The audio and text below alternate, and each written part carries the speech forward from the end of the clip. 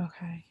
So now that we went through this first scenario, I'm gonna just hop back into the general um Zoom call. So you'll be out of the breakout rooms in a second.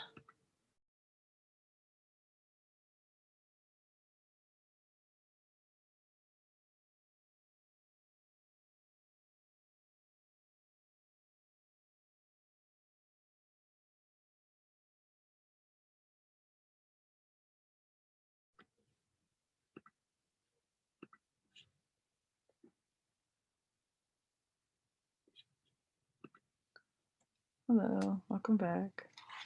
Still waiting for everyone else to come in.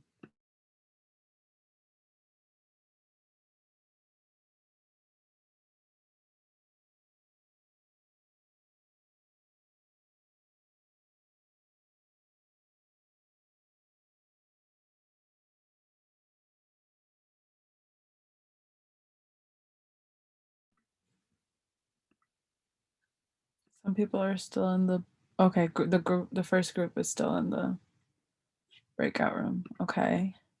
How did it go with the second group? It went well. Oh, are we the second group? I can't remember my group number, but Yes, I believe so. Yes. it was a good conversation. We also shared a little bit about our experiences, so that was really helpful and like what we could have done or like someone else could have done in that situation to intervene a little bit. Right. Okay, that's good. Hi, group 3. Welcome back. How did it go? Was I group 3? I didn't even Yes. Okay, yes. all right. Good. We had some good conversations. Again, we shared some personal things that we've experienced, so it was a good conversation. Okay. Would anyone like to share what their group discussed?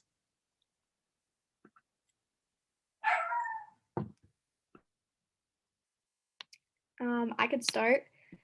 So we were discussing the situation where you are at work and somebody, either an employee or a customer, makes an inappropriate comment and it continues and you'd like to confront them, but you're not exactly sure how.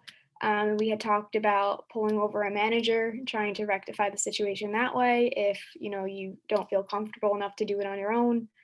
And that was pretty much the premise on that one. I'm sure. Did anybody else talk about that with their groups?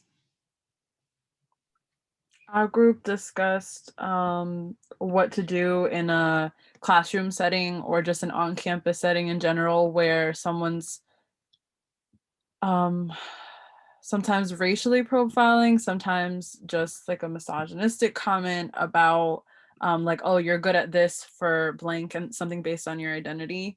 Like Kai said, oh, if the professor says, oh, you're good at math for a woman or something, or if someone says, you're good at this for a Latinx person or something like that, and what you could do in that situation. So some people talked about calling that person out and saying, that's wrong, that's not a nice comment, or it's wrong to stereotype people based on their identity, those kind of situations. And also possibly moving up the ladder if for example, a professor makes that comment and they don't want to acknowledge what they did wrong and have a conversation about it, it might be appropriate to move up the ladder to maybe the department of the campus and keep moving up if ever necessary to hold them accountable.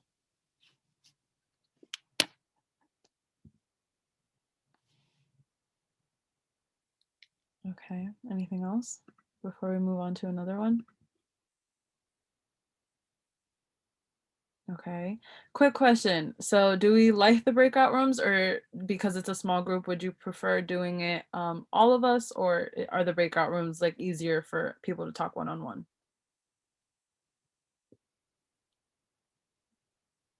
I like it either way. Okay. Okay. All right. So hold on one second. Sorry. There was like a little hair on my lip. So one other situation. So I'll give everyone the scenario and then let everyone go into the breakout rooms again. let's say you're in a party setting and there are people drinking, someone's off to a corner and looks really uncomfortable with the conversation they're having with another person. What might you do in that situation? So yeah, let's say someone kind of looks like they pressure somebody else into a conversation and they end up like moving them into a more private part of the room where not a lot of people are looking, and you know, like the conversation looks very forced and like that person doesn't want to be there at that moment. So um you know, before anything might escalate or the person might continue to be uncomfortable, how might you intervene in that situation? So I will As open a up the third floor for person, you. I'm sorry? like how do I intervene as a third person, or I am the person with whom, If you like, intervene as a third person who's seeing it happening. Okay, I'm opening up the breakout rooms again.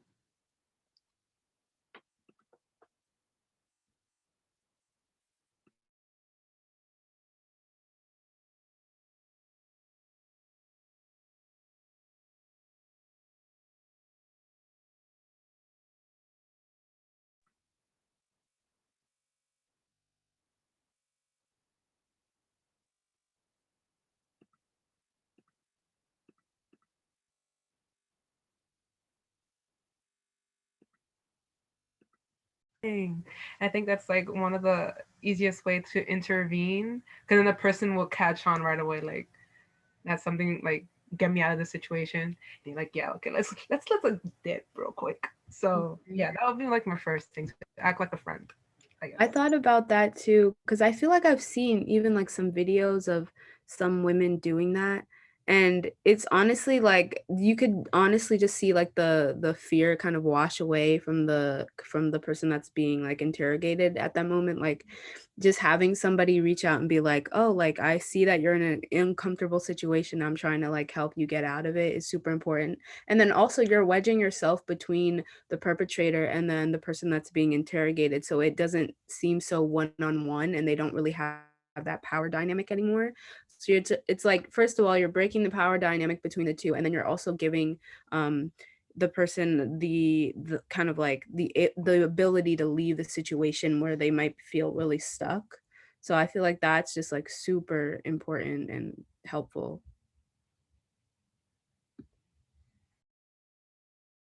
I heard most of that but missed the first part. So you said you would act like a friend and be like, "Hey, let's go do this." Yeah, like especially if it's like if the other person doesn't know you, if like both parties don't know you or one party doesn't know you, like you can just like act like, "Hey, what's up, homie? It's been like forever. How you doing?" Mm. And it's like, "Oh my god, I need help or something." You know, it could be so easy. I feel like when no one like knows you in a way, because then they're not like, "What are you doing?" You know, and then probably act aggressive in a sort of way, especially if it's like the aggressor. It'll be easier to intervene in that way. I completely agree. Yeah, I think that's one of those situations where it might be unsafe to say something directly to the person, because I think in the way that this situation is set up, the context seems like they'll be more inclined to aggression, like you said.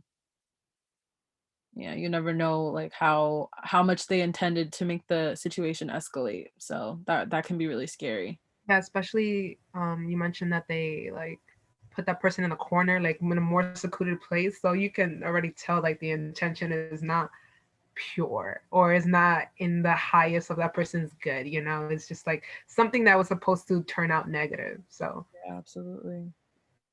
especially a party situation, that's awful. Hmm. and what if perpetrator does not like divert by your interference and just focus on the other person for forced conversation? Mm.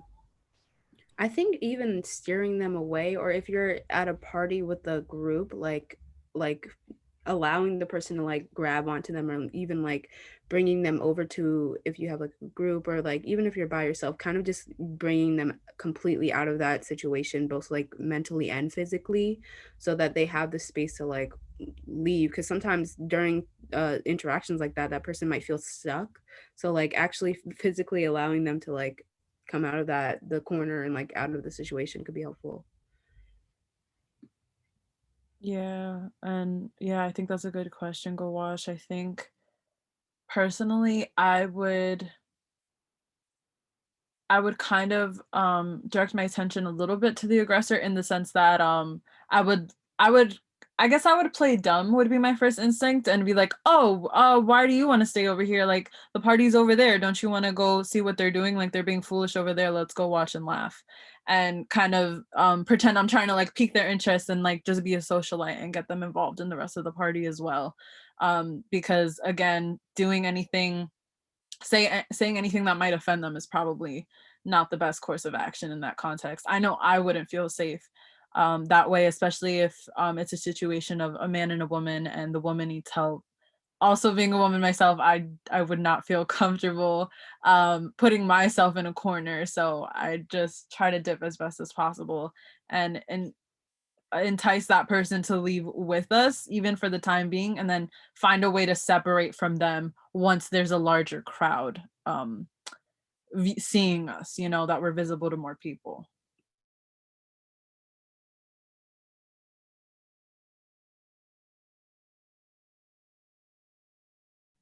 Okay, I'm gonna hop into another room and see if they're ready to join the big group, so I'll see you in a bit. I was also thinking that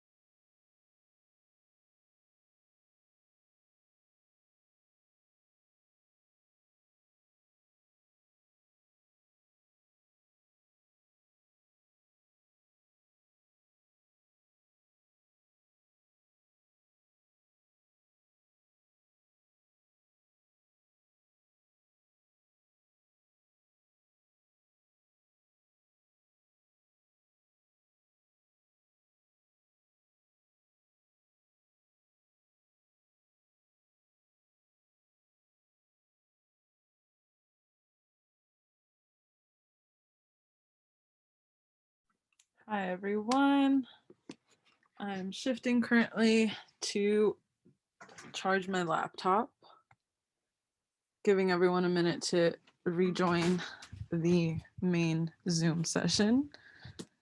And because I know that topic could have gone in multiple different directions and it might have been a little bit heavier in some groups than others, I've pulled out my affirmations deck. So I'll be saying some mindfulness quotes and stuff in a moment.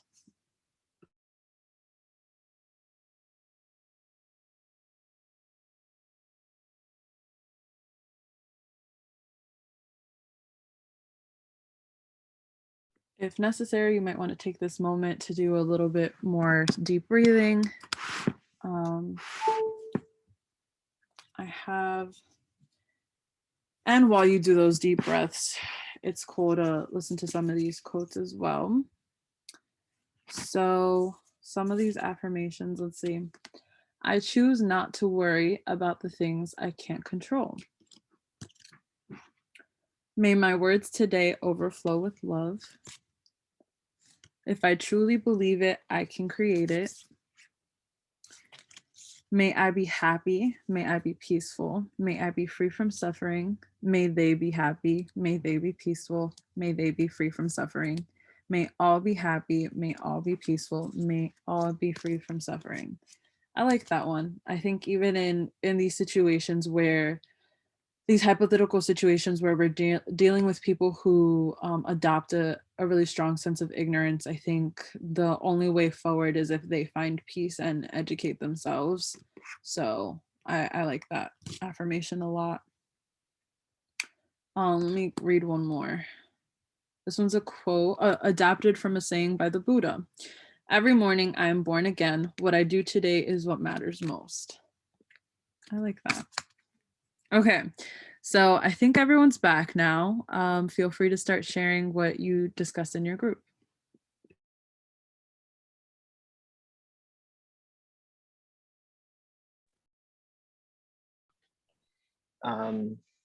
We had mentioned that a good way to go about this is sort of completely bypassing the perpetrator and sort of um, getting the victim out of there by pretending that you know them and saying, "Hey, where have you been? Let's go," and then you get them to a safer place. If you have more than one friend, then while one of you gets the victim to a safer place, the other one or two could get to the perpetrator and say, "Hey, this isn't okay. We're not going to let that fly," just so that all bases are covered, if possible. That's actually something that we had discussed as well, especially if it is somebody that you already know, and happens to be one of your friends. This is actually, I've had to do this before, where my friend was in a situation kind of like that.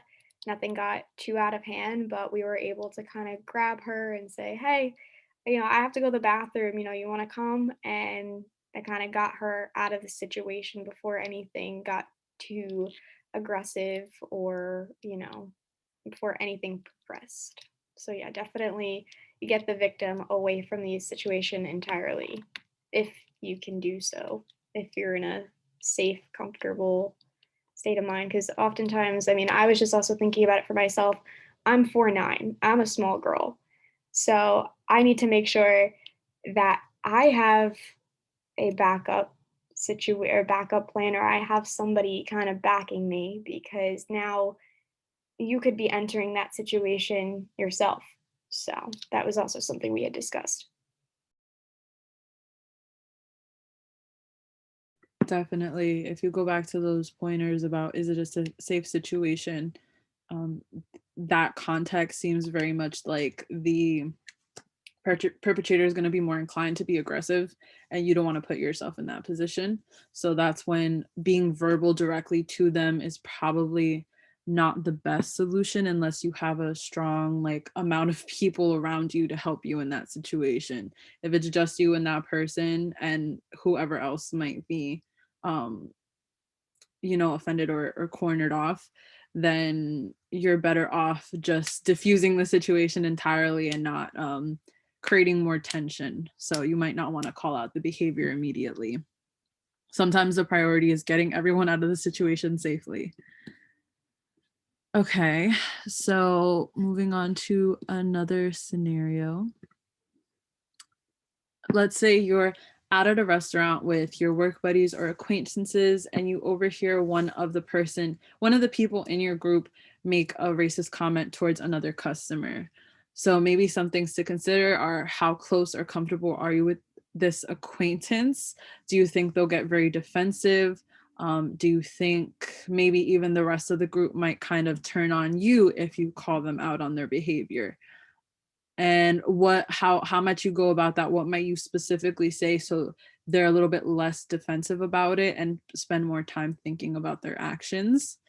And then once you finish discussing that in the breakout room, think about what you would do if the comment was towards you. So first think about what if it was towards another person, and then what if the comment was towards you. So like I said, you're out with acquaintances and one of those people in that group says something about you and you're not sure if maybe like the other people in the group might back you up. Okay, so I'm gonna open up the breakout rooms again.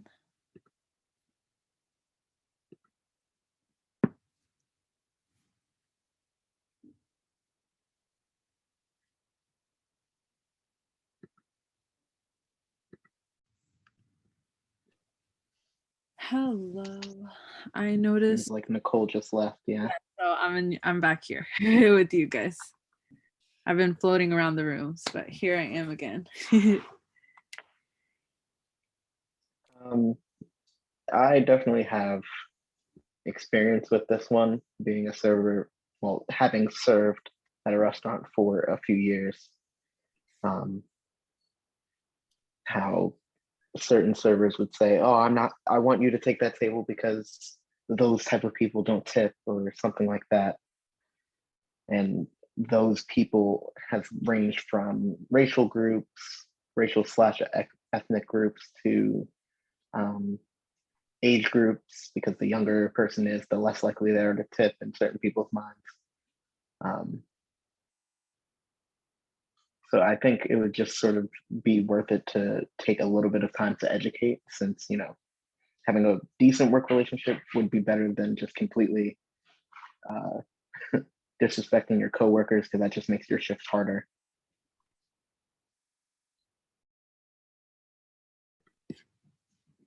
I think so. I've definitely been in this situation as well. Off the top of my head, I don't think I've had it directed towards me, but there was one time where I was with a group of acquaintances. They were fellow mentors for a program that I did in South Africa one summer. And so we were at a restaurant, and someone I was with, I was the only person of color in my group, and someone I was with, she was a little bit, I think she was a little bit tipsy is what I remember. She had drank a little bit too much, and I remember her making a comment to someone else at the bar saying like, oh, you, calling him by the wrong name and then making the situation more awkward and then offensive by saying, oh, you all look the same to me, because he was a person of color, and it was mostly Black people in the restaurant. And so she said, you all look the same to me. Extremely disrespectful and ignorant. And I really did have to think about how I approached the situation, because like I said, I was the only person of color, and I think everybody else in the group was more comfortable with each other and felt closer to each other than I did with them. So I didn't feel that other people would back me up, and that if she got defensive, other people would take her side maybe. So I think my approach, I definitely did use my body language and and I did make some comments where it was like, that was ridiculous. You shouldn't have said that. That was inappropriate and that was ignorant. Why would you say something like that? You owe him an apology. Um, Thankfully, she didn't, what's the word I'm looking for? The problem didn't escalate. She didn't make it more tense than it needed to be. And at some point she did apologize to him, but it was definitely a very uncomfortable situation. But yeah, I called it out the best way I knew how. Um and yeah, I guess that's one way that I would go about it if I encountered a situation like that again. Yeah, I mean, I've definitely seen situations like this. I mean, I do work in customer service, and I would say the majority of people I work with are, people of color or minority groups. So I've just kind of seen like the treatment that people get, like when people go in there, they automatically assume that I'm like the manager or whatever, just like I'm white and male, and then I go get somebody, who's Hispanic or Black or whatever, and they're like, oh, that's your manager, you're not the one in charge. It's kind of like, like simple things like that go a long way. People don't really realize it, but I think it's just kind of always trying to say something. Obviously, you may not be in a situation where you can, or like I think it's just, and the thing is, people don't realize it. Like like I had like a trans girl at my job, and like my manager was like, "Oh, it doesn't matter, he, she, it, same thing." I'm like, that's not really how you go about it. It's just simple things like that can just go a long way. So I think it's just pointing it out the best way you can, and obviously you don't want to escalate the problem or cause something physical, but I think it's just important to address it, because if you just let it slide, then they're just going to keep doing it in other environments, and it's just going to keep happening. So, but it's definitely a sensitive thing, because you never want to escalate something or have somebody become aggressive towards you or make the situation worse, because that's always like a thing too. So Absolutely. That, for whatever reason, just brought a flashback of the last job I had. I worked at Party City, and apparently my attitude was just really getting on these customers' nerves. I was ringing up their stuff, and this customer asked for the manager. Well, he asked, "Are you a manager?" And I said, "No, I'm not, but I can get one for you." And his only response was, "Yeah, you shouldn't be." So I'm like, okay. I don't know what I did to you, sir, but I hope that you can have a better day once you leave. Yeah, I think a lot of it is just sometimes people just have all this entitlement and privilege that they're not even aware of, you know? I think that's kind of what the issue is. And I think, you know, when people do have that privilege or sort like that they have, they should be using it for good and saying something rather than, you know, sitting back. Because I try to say something when something like that will happen, you know, and kind of make the customer sometimes think about it, not make them, you know, aggressive or anything, but just kind of make them aware that it's not really okay to say things like that because one comment like that can kind of ruin somebody's day or week or whatever. And it's just kind of, I feel like people just need to learn to not project their views on others. You know, like you may not agree with somebody's lifestyle or whatever, but people just kind of need to learn to keep it to themselves. It's not really going to do anybody good. It's just kind of starting problems, you know? True. Okay. What about, like I said, what if the comment is towards you? What could you do in this kind of situation to address the problem?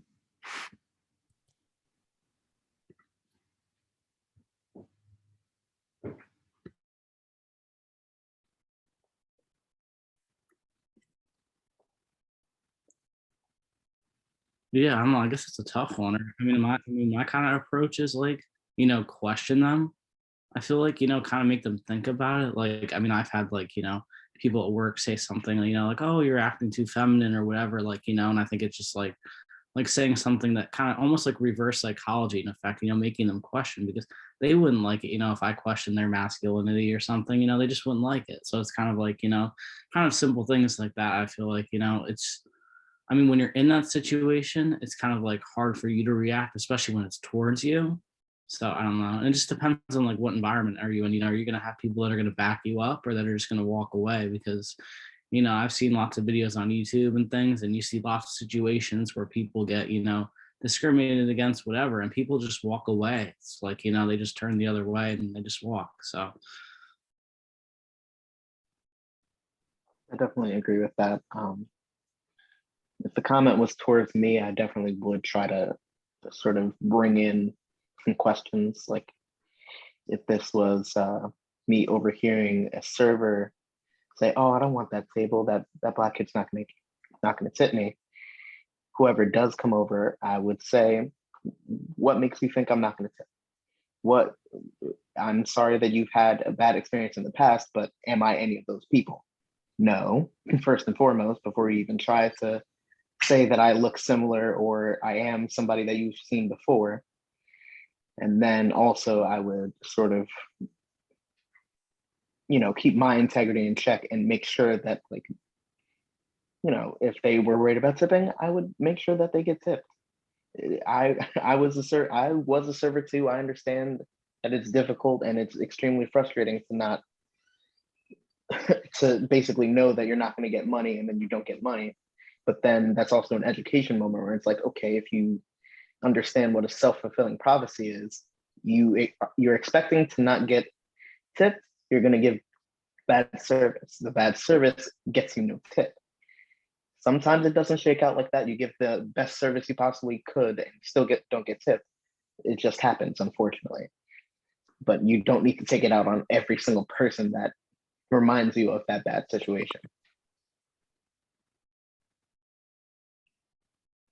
True. I think I like that. I hadn't thought of that. Just like asking someone what gives you that impression, where did you learn that, and kind of what do you have to back that up. And yeah, oftentimes the answer is going to be like, oh, it's a stereotype. And I think that's a point where the question should be, you know, so are you really seeing me, or are you just seeing my skin color or my gender or my sexuality or whatever the case might be? Are you really considering who I am? Or in that case, it's like you don't know me, and every individual is different. And you know, how would you like it if I did the same to you and I made an assumption and only saw you for one aspect of yourself? So I think that's a pretty good approach to that situation, making them question their own ideas and really kind of start to unlearn those stereotypes. Yeah, definitely. I agree with that. I think a lot of people, they have stereotypes and kind of conceptions about things, but I feel like a lot of the time you're better off talking to somebody who is that identity or has that experience.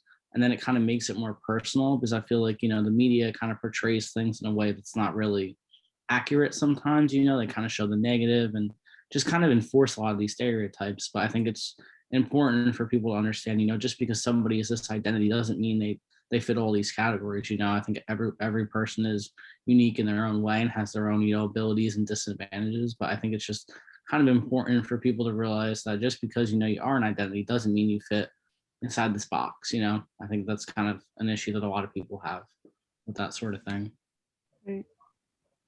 And that's not even to mention like displaced anger at the situation, because if we sort of zoom out of the picture, a lot of times with, we made this scenario very general, but if we look even more general, the situation of servers will literally need to survive off of the tips that they get from patrons is a whole issue in and of itself. It has nothing to do with the customers, has nothing to do with the servers. It's how this country decides to treat a lot of various workers, which if everything was, if we lived in a perfect world, you'd get paid for your job, point blank period. Right. No, hey, we actually are only going to give you $2.13 an hour. The rest of your money needs to come from the service that you give to random people who literally control whether or not you get more than that $2.13 in that hour. Right. Agreed. Kai said, let's stop hating one another. Let's blame capitalism. And I completely co-sign that, Kai. I completely do. All right, so let's join the main group again. I'll see you there in a second.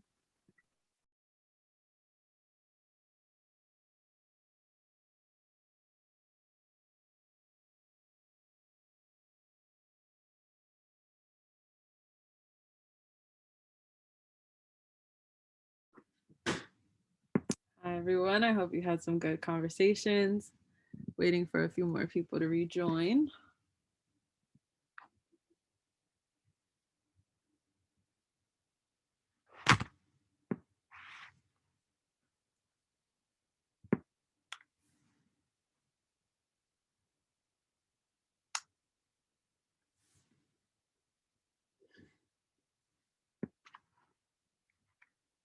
Okay, I believe that's everyone. Or maybe we're missing one. Let me double check. Oh, we're missing one person. Erica still has to rejoin. Okay. But we are coming to a close. So I just wanted to do a few more of these little affirmations and then, actually, if anyone wants to share what they discussed, I know my group had a really interesting conversation about calling out why people believe what they believe, why they're looking at us a certain type of way, if they're really considering who we are, or if they're only seeing us for our race or our gender, or so on and so forth, making them really think and question what they're saying, and kind of changing the direction of things and helping them want to educate themselves and rethink their prejudices. So I don't know if anyone else wants to share what they came up with for that last scenario.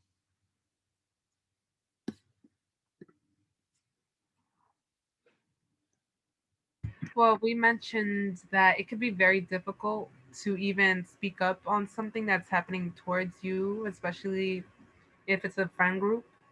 That even if it's not directed towards you, or even directed towards like the waiter or whoever is in the outside situation, like it can be very hard to even try to intervene in that situation, because it's like that's your friend, and the last thing you want to do is like create some situation even though it's not a situation. It's just trying to correct the behavior, but people get really defensive very quickly even though you try to correct them. So yeah, for me it was more like I have no idea what I would do, but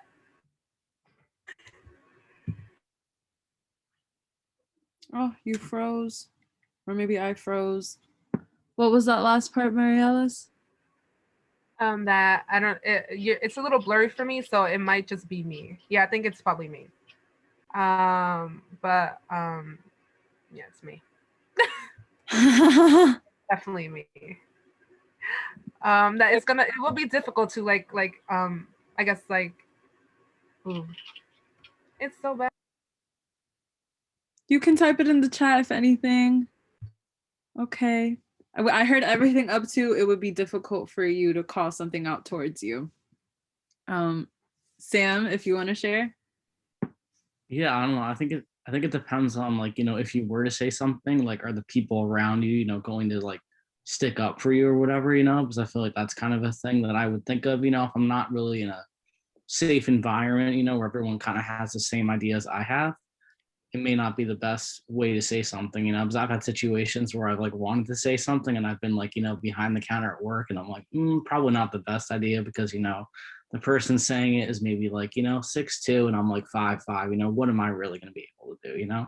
So it's kind of like, it really just depends on the circumstance you're in, but I feel like it is important to say something if you are in a safe situation where you can.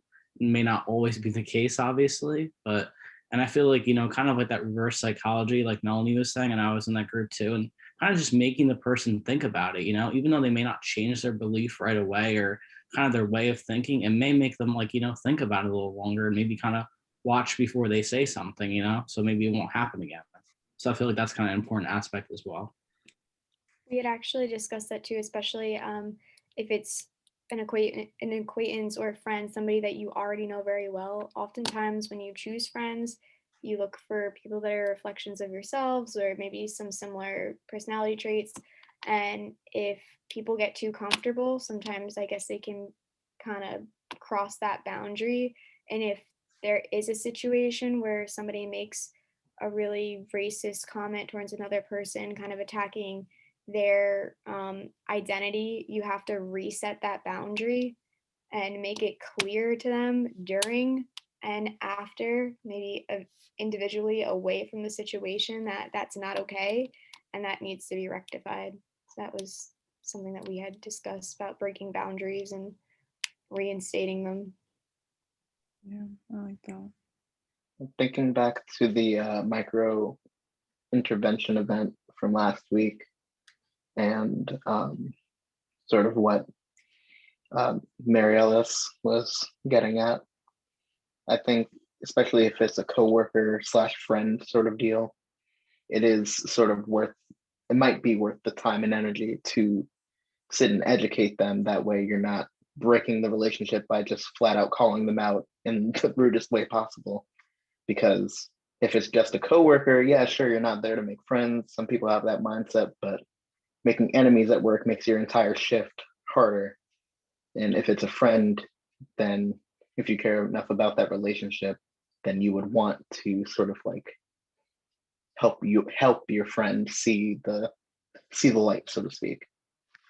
So I think taking the time and educating them on where they are getting their ideas from, how they might go forward with sort of dismantling that for themselves. If they need help with it, then being there for them.